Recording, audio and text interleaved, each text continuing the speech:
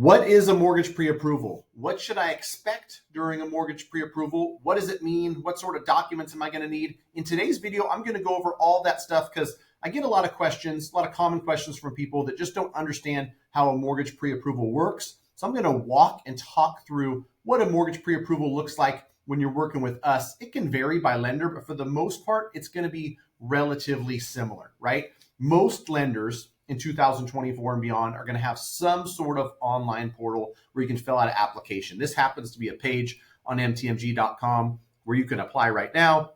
You click this, it brings you to easy and secure online application where it's encrypted, so you can fill out the application and upload supporting docs without the fear of somebody hacking into your information. I'm not going to go through all of this in this video, but with our Arrive application that me and my team use, you have first name, last name, email, you choose a password, you create an account. So you log back into this, not only are you going to upload the supporting docs to get yourself pre-approved, but then once you're in contract to buy a house, this is the same place where the processor says, hey, we need an updated bank statement. Hey, can you get us a letter of explanation regarding this thing that was on your credit report, and might send you a doc you signed through this same software. So it's the same software you're going to use while you're in contract, but once you create this account, you're going to fill out an application. Application is probably what you think: your name, your birth date, your social security number,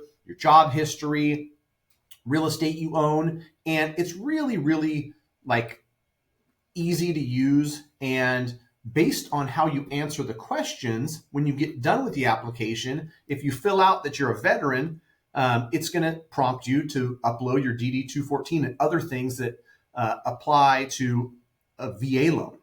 If you say you're self-employed, it's going to ask for tax returns and things that are required when you're self-employed. So the application is smart. You fill out the application, you upload your supporting docs. Then what me and my team like to do is we will create a customized plan, and I'll show you exactly what this looks like, right? I'll record a Loom video. Congratulations, you're pre-approved. I know you talked about buying something at $650,000 with 10% down, and I will walk through an Excel spreadsheet, record on a Loom, kind of like I'm doing right now. Here's $650 with 10% down, principal, interest, taxes, insurance, mortgage insurance, your all-in payment. If you choose to pay a half a point to buy it down to 6.75, or you choose to pay a little bit more to buy it down to 6.125.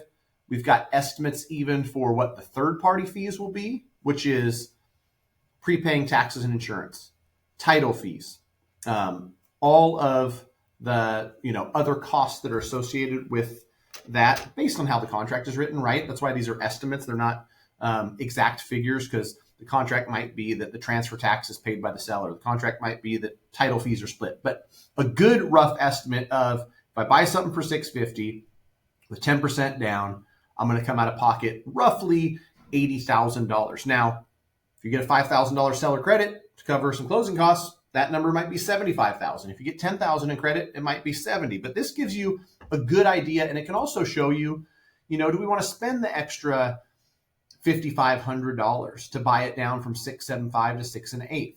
Well, let's do some quick math. 46.83 to 44.28. We're saving about $155, I think is what that is. $155 into 5,500. If I had a calculator, I would do 5,500 divided by 155. I know it's going to be about 3 years. 35.48. About a 3-year break even. Do I expect to be in this loan for more than 3 years? If so, maybe I rock with the buy down. But showing you this specific to your scenario, because we pulled a soft pull and you've got a 771 credit score, that's what's going to give you really dialed in numbers that you can sit down with your spouse or your co-borrower and say, do we want to buy something at $650? What if we found something that's a little bit less expensive? What if we went to $600,000? You just change the sales price, everything auto-populates, $4,300 a month. That feels a little bit more comfortable. And we've got $85,000 in the bank. This would only require $74,000. It leaves some cushion in the bank. Whatever the case may be, you have this as a way to look at the scenarios and really get comfortable with the numbers before you go out there and get emotional looking at real estate. Because trust me, people get emotional thinking about real estate. Now, a couple things I want to touch on in regards to a mortgage pre-approval. First and foremost, I get this all the time. People tell me about how they pay all their bills on time. People tell me about these other circumstances that, well, I know my pay was low year to date and it's because of this, that, or the other. Unfortunately, here's what you need to know as a buyer.